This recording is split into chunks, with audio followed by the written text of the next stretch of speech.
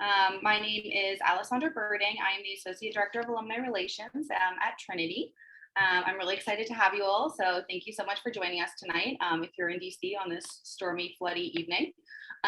Just a couple of housekeeping items before we get started.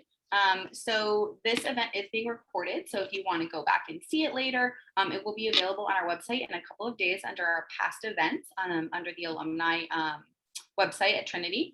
I will also go ahead and send a PDF version of the slides so you can view them if you'd like to after the event. A couple of things, so everybody is muted. If you have any questions, go ahead and put them in the chat. I'll be monitoring the chat throughout the entire event. You can send them directly to me or you can send them to everyone in the group. So if you have any questions, go ahead and put them there. At the end of the presentation, we will have a little bit of time for questions. We're slated for exactly an hour. So if you have any questions, put them in there and I will ask them at the end of the event. Let's see. So like I mentioned, the weather in DC is a little crazy right now. So if for some reason we do get disconnected, we'll try to reconnect. I have the phone number as well that we could try, but don't worry if you get disconnected, it will be recorded. So just want to share that with everyone. And then also with the PowerPoint presentation being shared, there's a couple options how you can view. If you go over to where all the gallery is, where you can see everyone, you'll see a couple options at the top. So make sure you can see everyone, see what you'd like to see. If you have any questions about that, feel free to go ahead and send me a message in the chat and I can help you with that as well. With that said, I'm going to go ahead and introduce Jennifer. So Jennifer Fisher-Clay is our wonderful presenter for this evening. So I'm going to go ahead and read a short bio for her. Jennifer Fisher-Clay is an advocate and conscious creator. She's a native of Birmingham, Alabama, government affairs official and public engagement expert for the last 15 years of experience in social impact advocacy, strategic partnerships, and creative economics. Across her career, Jennifer has led and managed legislative campaigns with garnered support from presidential administrations, US Congress, and public and private stakeholders. Beginning her journey on Capitol Hill and later as a healthcare lobbyist, she ushered legislation into law and led federal funding initiatives to address access to healthcare and wellness opportunities in communities of color. Jennifer was recently named a top lobbyist by the Hill newspaper and recognized as a national 40 under 40 leader in minority health. Jennifer's passion for advocacy became the driving force for her advocacy work in enhancing creative communities through political action. Jennifer's efforts had led her to her recent development of the Fisher-Clay Group, a boutique constituency for helping creatives navigate the political landscape and use their voice to influence change. Through her firm, Jennifer advises brands and organizations committed to sustainability, equality, and justice. Jennifer has a JD from the Catholic University of America, an MA in public policy from Trinity, and a BA from, can you help me with this one, Jennifer? Oglethorpe, okay, University. Yes. She currently resides in Washington, D.C. with her husband, Leroy Clay III. So I'd like to welcome Jennifer, everybody, and I'm going to turn it over to her. Thank you, Alessandra, and thank you, Ashley, and welcome to Trinity. And thank you, Trinity Washington University, for having me. It's an honor to join you this evening and return to such a great institution where I spent a few years pursuing my master's in public administration. And I've always had the desire to teach. And while this isn't actually teaching a class, I'm glad that I can join my alma mater and fellow alum to really discuss a topic about which I care greatly. So we'll get started. The most valuable tools we have are our purpose and voice, what we believe and how we protect those beliefs. And I believe the mighty words that say death and life are in the power of the tongue. And today we're going to discuss how we can unleash that power and advance our beliefs on a greater scale.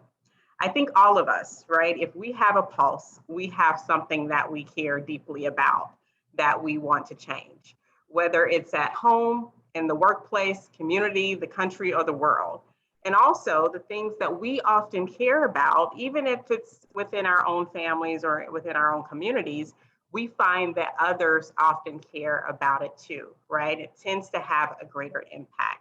For example, I want to make sure that my parents in retirement have affordable healthcare coverage, right? This is a concern for many, right? And now Congress is listening to many Americans around the country and is currently pursuing a proposal to strengthen Medicare. And for a little levity, I want to make sure that my husband cleans up after himself, right? Okay, that's every wife across America right now, I have to say. So, especially during the pandemic, right? So, in some ways, we share the same concerns, we share the same beliefs and values, and we also face challenges, right? And we know that the pandemic has certainly amplified these challenges and disparities. And now people are demanding change at every level. And there is so much happening in this world. We no longer have the luxury of compartmentalizing our challenges anymore, right? We can't put it in a box and deal with it when we get home or on the weekends, because the challenges that we deal with today literally show up everywhere. It affects us as leaders, as students, as employees, as family, as community members, and global citizens. And so now when we show up to public spaces, especially where we invest a significant amount of our time, we're branded. We're bringing our whole selves to the table, and we're wearing our beliefs and our values on our sleeves, and we have something to say.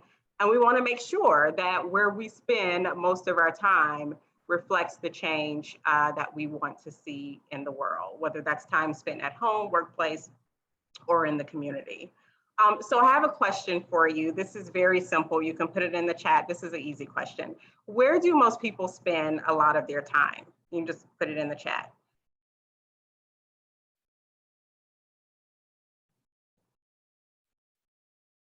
And I hope I can see the chat. Can I see the chat? Okay. Yes, work. That's an easy question, right? 30% of human life is spent working. I would say that it's more than that, right? But the statistics say 30%, and that's still pretty significant. So if we can move on to the next slide. I pulled this statistic from a McKinsey study that reads that 70% of employees' sense of purpose is defined by their work. Now, this doesn't mean that 70% of employees are currently getting a sense of purpose from work. In fact, only 18% say that they are getting as much purpose as they believe they can get, while the rest say that they want more purpose from work, right? And in addition, we see now companies are experiencing, they're seeing a mass exodus of employees because leadership is not addressing the issues important to them. And so this tells us further that our values and purpose are no longer confined to just our home, right? We are demanding change from every place and entity in which we invest our life. And so with that said, the question becomes, how do we take our values and purpose and create the world that we want to see through one of the most valuable tools that we have, and that is our voice. So on to the next slide. Here's our roadmap for today's discussion. First, we're going to ground ourselves in some common definitions and types of advocacy. Then we'll move on to why advocacy matters, especially in this day and age. We'll talk about key strategies or methods for developing a winning advocacy strategy, along with some questions to consider to stay on track. And then throughout, I'll be sure to provide a few examples. I'll be using various brands as an example, but of course, this conversation applies across the board. And then I'll close out with a few resources that I'm currently into right now. And keep in mind, in the interest of time, this is just a high level discussion. I could go all day talking about this topic. And so if you want to get into the weeds of this discussion and talk about different forms of advocacy, which I do touch on, but not in great detail, feel free to reach out to me. I will include my contact information at the end of this discussion. So on to the next slide, please. So does anyone know where this bridge is? I think you can see the name of the bridge, but type it in the chat. Where is this bridge? What city and state?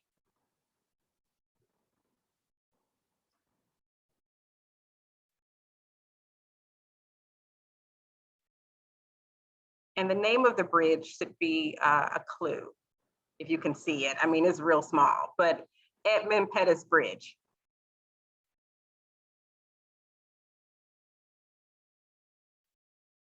So I'll give you the answer. The Edmund Pettus Bridge is in Selma, Alabama. Yes, yes. This is where the first March for Voting Rights happened in 1965 during the Civil Rights Movement. And when I think of advocacy, when I think about advocacy, basically turning your purpose and values into action, I think about the Civil Rights Movement and how it really was the model for influencing social, economic, and political change. Really all the things that we're facing right now, right? It's full circle, right? And their platform was their democratic spaces to speak up and speak out. Their platforms, their democratic spaces was at church. It was in communities. It was at lunch counters. You know, it was on the National Mall, and it was on this bridge that led to the passage of the Voting Rights Act on August 6, 1965. And what happened on this bridge, also known as Bloody Sunday, was displayed on every TV screen across the nation. And it drew people to the cause. And this was no longer an issue that was isolated to the South. For those who saw it, it really challenged their humanity, and it changed the hearts and minds of a nation. And this was a clear example of advocacy leading to social, political, and economic change. And let me say that advocacy doesn't always have to end in political or policy change. Sometimes it's just changing hearts. Sometimes it's just changing mindsets and customs around a particular issue. But the Civil Rights Movement was really the trifecta of change, which was brilliant. So moving on to the next slide, we're going to talk about the definition of advocacy. We're going to stick to a very standard definition that you would see if you Google advocacy. Advocacy is the act of supporting a cause, right? It doesn't have to be this grand gesture leads to policy change. It can be a small thing. You know, really, if you think about advocacy, it is the only social exchange or process, the only social process that produces change, right? So every shift, every transition, every development that gets you from one place to the next, good or bad, starts with a voice, right? And now we see this shift happening in this country. There's so many issues right now. There's climate change, there's voting rights, there's human rights, reproductive rights, so many voices, right? And we must be awake and engaged for it to shift in our favor, and not just our favor, but for our survival, right? For the survival of this planet, right? And that's why I love this quote from Dr. Martin Luther King Jr. that reads, "The greatest liability is sleeping through the revolution. The greatest periods of social change that really demands our attention. We can't afford to be silent. Now is the time to really get engaged in ways that we've never done before. And it doesn't have to be, again, on this grand scale or a national stage, again, because your platform and space for change can be anywhere. It can be in the boardroom, it can be in the workplace, it can be in your community, your church, and your school. Because I really do believe that all the pieces come together, right? Everything works together. There's no small act in the pursuit of justice. We all have a role to play. So if we look over to the next slide, we move into the 3 types of advocacy. Self-advocacy is simply standing up for yourself, right? For example, if there's an issue at work, you feel mistreated, you feel slighted, you have to stand up to resolve it. That's very simple. Another type is individual advocacy, supporting others in exercising their rights by speaking on their behalf or creating a platform that gives them a safe and comfortable space to speak for themselves. I think about the disability lobby and the work that they do on Capitol Hill to make sure that disabled constituents have a voice, which is very powerful, very important. And then there's cause advocacy or systems advocacy, to stand for a cause or issue that you feel strongly about, whether that's as a person, a brand, a community, or church, you name it. The civil rights movement, I believe, was a clear example of this. And actually, it captured all 3 of these different types of advocacy, right? The civil rights movement was about individuals coming together to not only save humanity, to save a race, but also to save themselves and their families, right? So it captured all three of these elements. On to the next slide. We talk about why advocacy matters, right? It really boils down to three things. First, fair and equitable representation. Everyone has a voice that needs to be heard. Advocacy also drives social change. Again, change cannot happen without a voice. It's the social process in which everything that changes must pass through. And finally, advocacy matters because indifference is not an option. It's a choice, right? I often think about Nobel Prize winner Elie Wiesel, who often talked about the perils of indifference, right? We must always take sides. Neutrality helps the oppressor, never the victim. So taking sides is important, but sometimes when you take a side, you can risk it all. You risk it all for what's right sometimes. And I often think about the ad in the next slide. And I'm going to ask a question as we move through this. Yeah, so sometimes when you take a side, you're taking some risk, okay? And so looking at this ad, can someone tell me in the chats the brand that is responsible for this ad?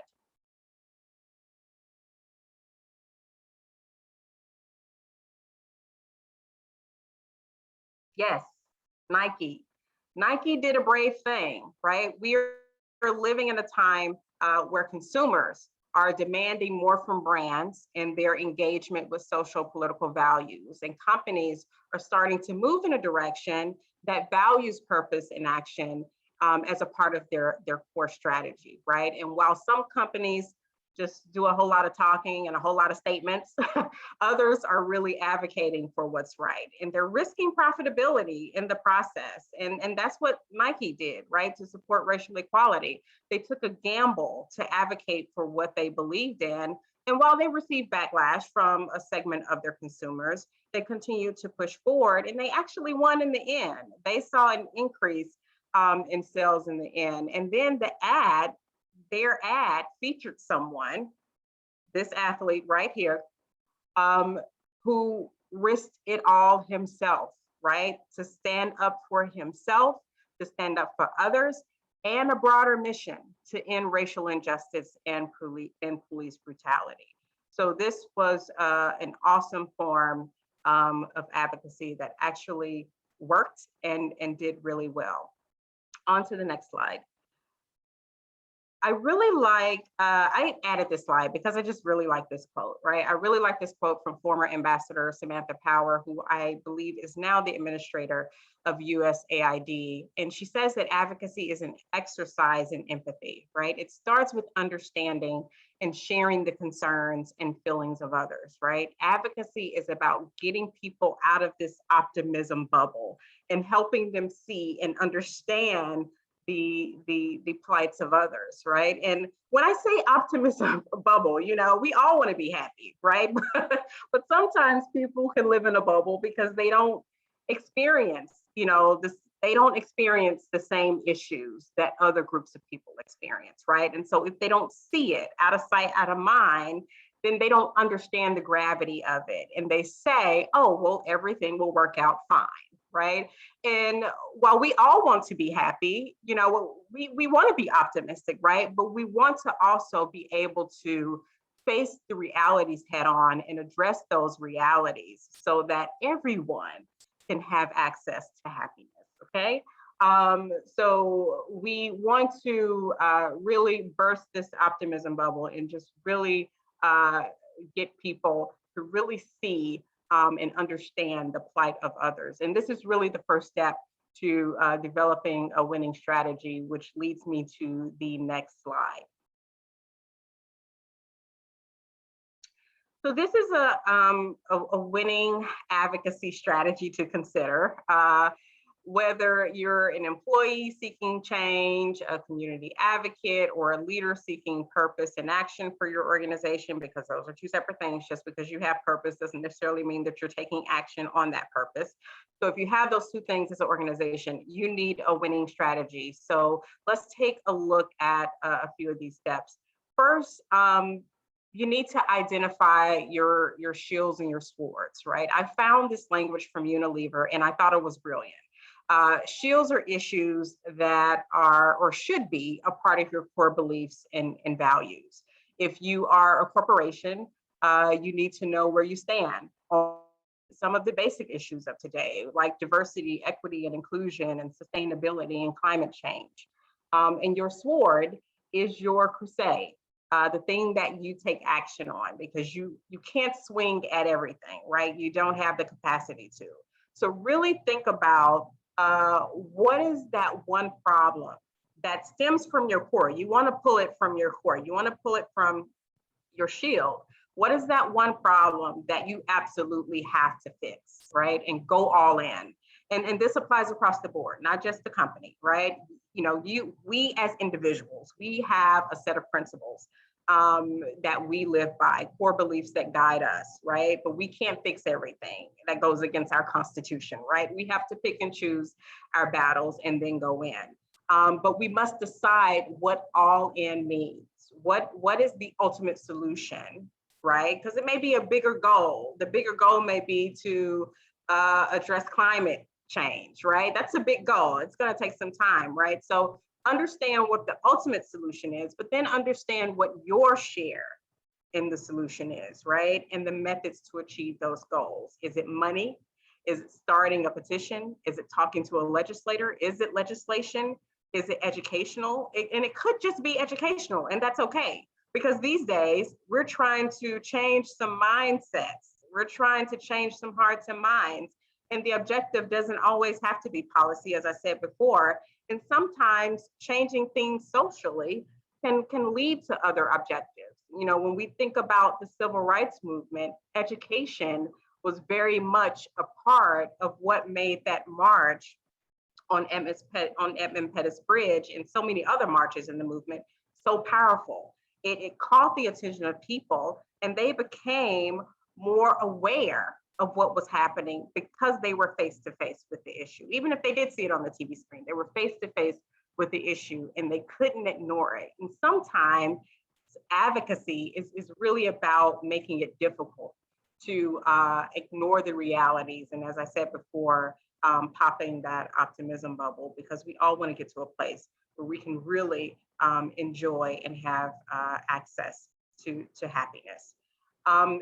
Number two, know the facts. Do your research.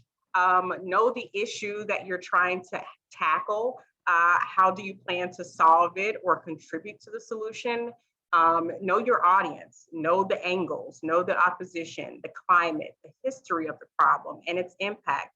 And also get an understanding of the cost of not fixing the problem, right? That's very important.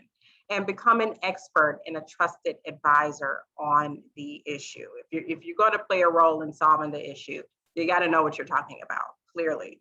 And then number three, know who the players are and build and unite. But first start internally and gather your team, gather your stakeholders, your employees, your community, your church, your family, wherever that is. Start with your inner circle and reach out from there with like-minded organizations and partners to really help amplify the message or action.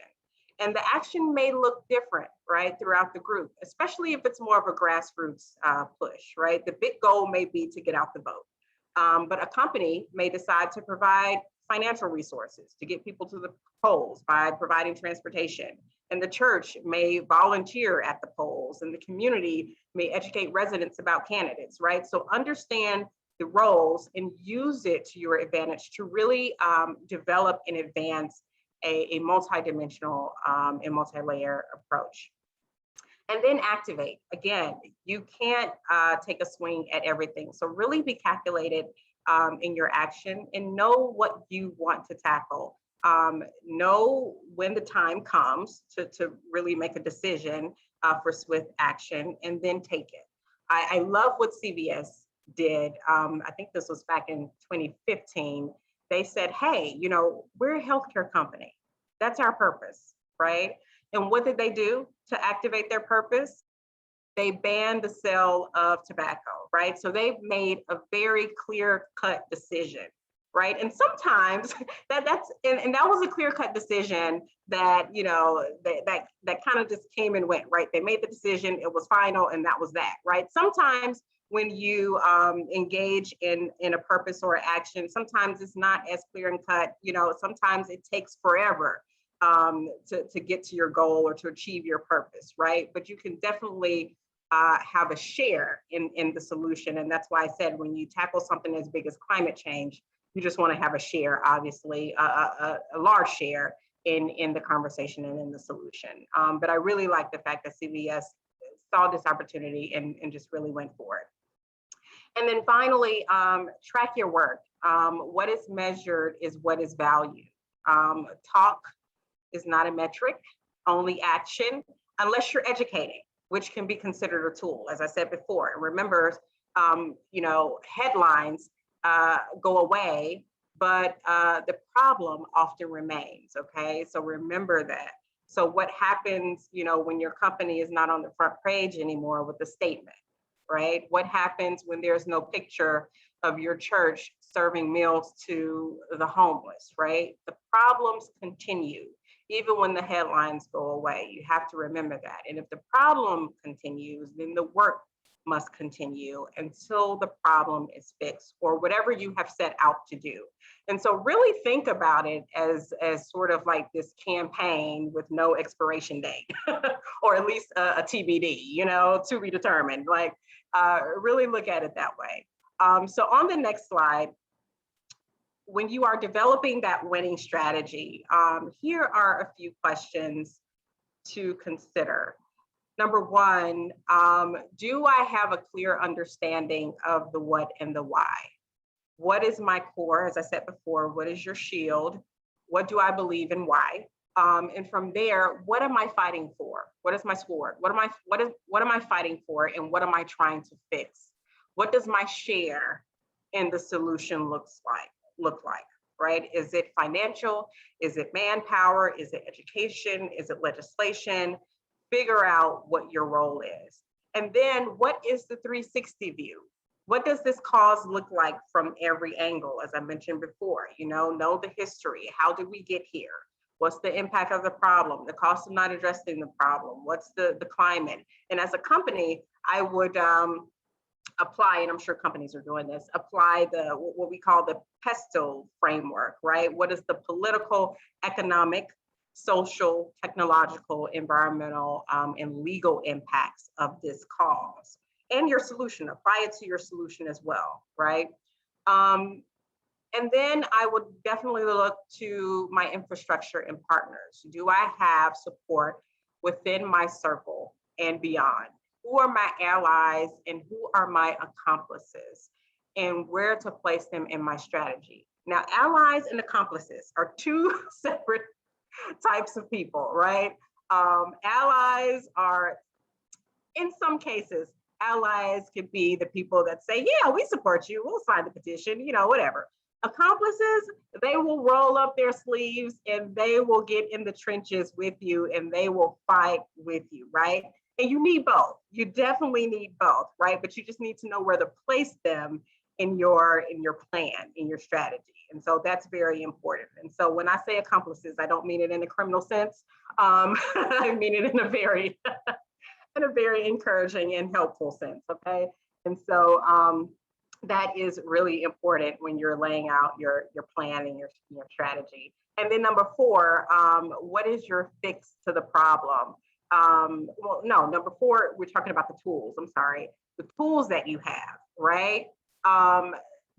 Your fix to the problem will have a lot to do with the tools that you have access to, right? So if you have the capacity to invest in financial resources, if you have a team of advocates willing to pound the pavement to push legislation, that's your thing.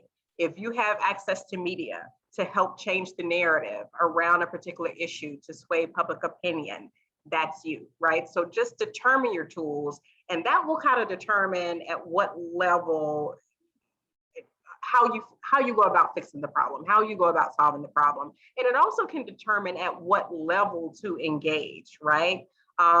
This is also something that kind of comes early on, or should come early on, when you're exploring potential solutions to the problem.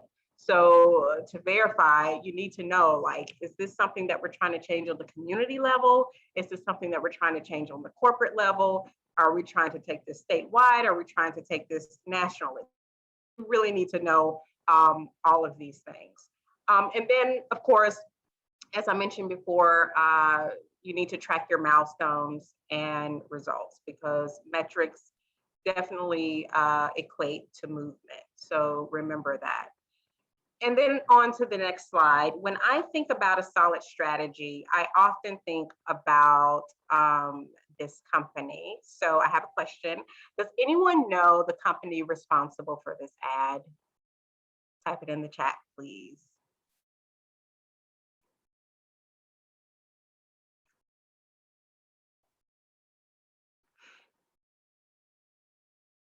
So I will provide the answer. So this company is, or this ad is from Patagonia. Patagonia did a striking ad about climate change. And they're an outdoor clothing company who's probably the quintessential activist brand out there. Their biggest issue, as you can see, is climate change. And their mission is this: we're in the business to save our home planet. We aim to use the resources we have, our voice, our business, and our community. Those are their tools to do something about our climate crisis. So that's their purpose.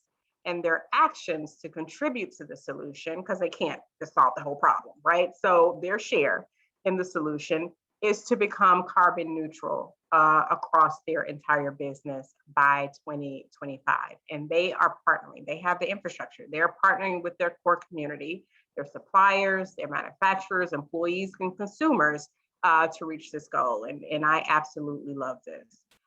So on to the next slide, I have another example. I often think about my own efforts. This is a little hazy photo, but I often think about my own efforts to push landmark legislation across the finish line. This is a picture of the House vote on the Action for Dental Health Act in 2018. This was a piece of legislation that created access to care programs across the country to make it easier for those in underserved communities to receive the dental care that they need. This was a full-on advocacy campaign that we launched from top to bottom that required buy-in from the community, corporate partners, and from Congress. And we set our ultimate goal to address the dental crisis in this country.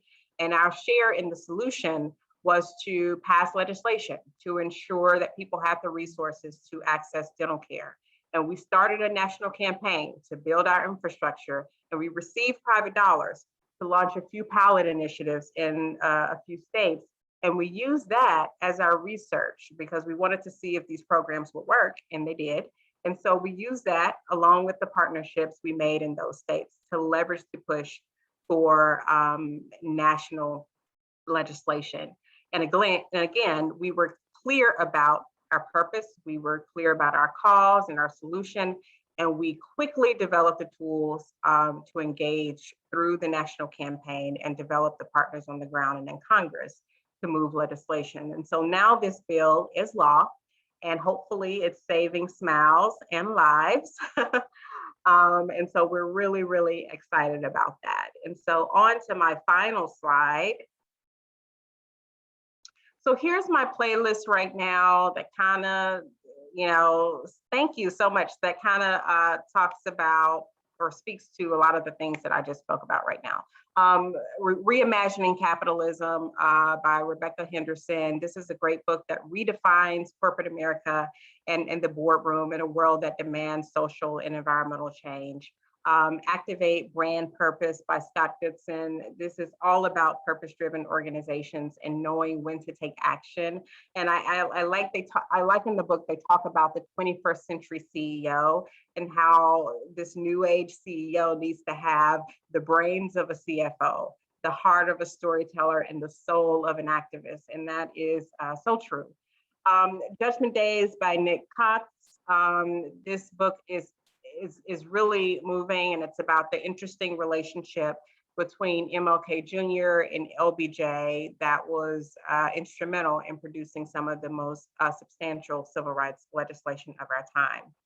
And then here are two podcasts that I like to listen to, People at Work and Planet Purpose, that both talk about activism, employee activism, finding purpose, and movement marketing.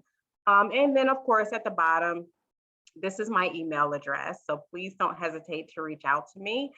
We can get down in the details, and we can talk some more about advocacy, and I can help you come up with some great advocacy plans and advocacy campaigns. Happy to talk to you. Don't hesitate to reach out. And now I think I'm open for a few questions.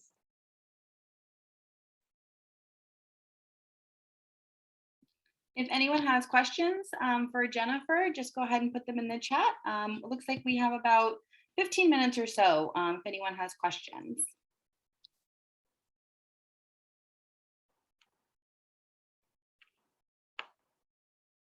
I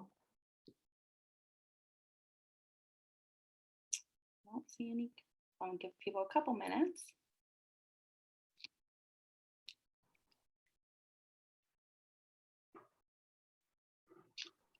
Okay, well, I don't see any questions coming in. Oh, here we are. Addressing the DEI issues in the office, what are some good resources to begin educating ourselves?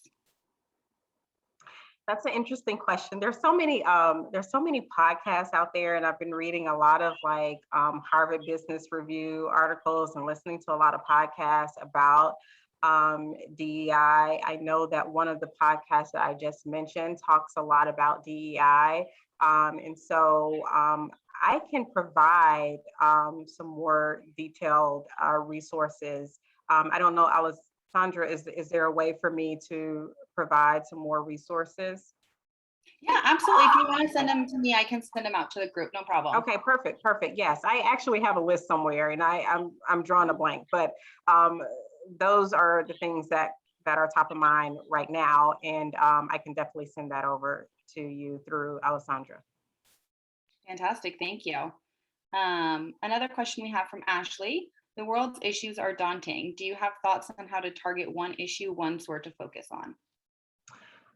I would start with, again, we talk about the core, right? What are your beliefs? What are the things that, because everything that's happening on this global scale and even the national scale, right? I mean, if you can really distill it down to your community, to your family, right? It impacts you in some way. And so you have to really think about it that way and draw it down to like, my day-to-day experiences with me and my family. What are some of the things that impact us the most, right? Are we living in New Orleans right now? And we're faced with, floods, because, massive floods every time a hurricane comes through, right? That's probably something you need to tackle. You probably need to play a role in climate change, right?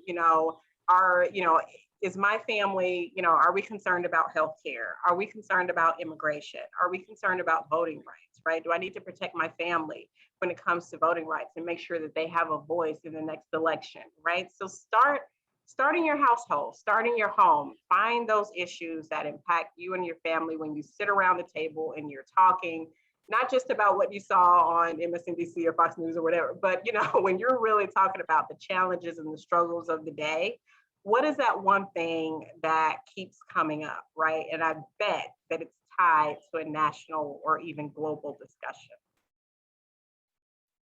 Thank you. I do actually have a question that I was thinking about as well. If you know what your I guess your sort is, would you have any helpful tips about places that might be helpful to get started if you're like, this is really what I want to tackle, but I have no idea where to begin? It just depends on the topic, right? There are so many resources, think tanks, who are really, Congress even has the Congressional Research Service, right? Who are doing a lot of research on a lot of these big issues, updated research, because sometimes you find outdated stuff on that website, but now they're understanding the biggest issues of our time. And so anyway, it just really depends on the issue, but there's definitely a resource everywhere. So you and I can talk and you can tell me some of the things that you're interested in, and I can definitely direct you in the right direction. Fantastic, thank you. Do we have any other questions for Jennifer? I think that is all of them. So I just want to say, oh, here's one. Give me 1 second. Have you ever felt vulnerable to put your sword out there? Yes. I just recently had to do that. And about an issue that was very timely for an organization that I worked for. That was well overdue. It was an issue that they should have been responsive to a long time ago. And I had to put myself out there and I had to stand up because a lot of people within my organization felt that way quietly, but they didn't want to say anything about it. I made sure when I spoke up, and I made sure that I confided with someone in a leadership position, right, who I trusted. And I said, hey, what do you think about this, right? So I had their endorsement, I had their support. And when it was time for me to go around and educate folks throughout the organization about this particular topic, I made sure that that leader was right there next to me, right? Was right there with me, right? I didn't want to be there alone, and I needed him. Like, he was the infrastructure, the core partner that I really needed in order to move this message forward and to really create change throughout the organization. And so you do need a partner, you do need an ally, you do need an accomplice, someone who's willing to roll up their sleeve, because he could have easily said, oh yeah, I support you, and then not show up to anything. But no, he was there with me along the way, and I'm really appreciative of that. And there's more work to be done, and he will be there. Because he's shown that he's been there all along. And so I'm really excited about that. And so, yes, it is very scary, but as long as you have someone with you, it makes it easier. But even if you don't, that doesn't mean that you don't do it, right? You still do it. You just need to be calculated about it. And then we have a second part to that question as well about how does your sword kind of impact your personal brand as well? I'm sorry. It says how does feeling vulnerable and your sword impact you and your personal brand as well? How does it impact my brand?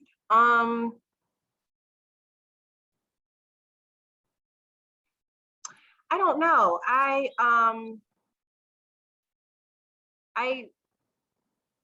don't know. I mean, as I mentioned before, I mean, I just make sure that I plan well, when it comes to the things that I care about. And yes, it's all vulnerable. You're vulnerable when you stand up for anything that you care about. But if you have people that are supportive, and even when I represent my clients, the things that they want to go out on a limb on, I say, wait, hold on, like let's sit here and let's really review this thing. Let's really walk through the steps, right? Who's in your corner? What exactly do you want to do? And what does this solution look like? And what happens if you don't do it? And how are you viewed? What's all the angles, right? And so yeah, I mean, I'm just very calculated in how. And it's all a very vulnerable position, but I think that's when you get the most results. You can't get anything without risking something. Absolutely. Absolutely. If we don't have any additional questions for Jennifer, I'm going to just say thank you everyone for joining us this evening. I hope you got a lot out of this presentation. I know I did. And Jennifer, I want to thank you very much. As she mentioned, her email is up on the screen, and I will be sending the PowerPoint in a PDF as well. And we will have the event recorded up on our website in a couple of days. If you'd like to view it there, if you have another alum who would also like to view it and wasn't able to join us this evening, thank you so much for taking the time out. And Jennifer, thank you so much. I really enjoyed that, and I think everyone else did as well. Thank you, everyone. Thank you, Alessandra. Thank you, Ashley, so much for your time. And thank you, Trinity. Thank you all. Have a good evening. Bye.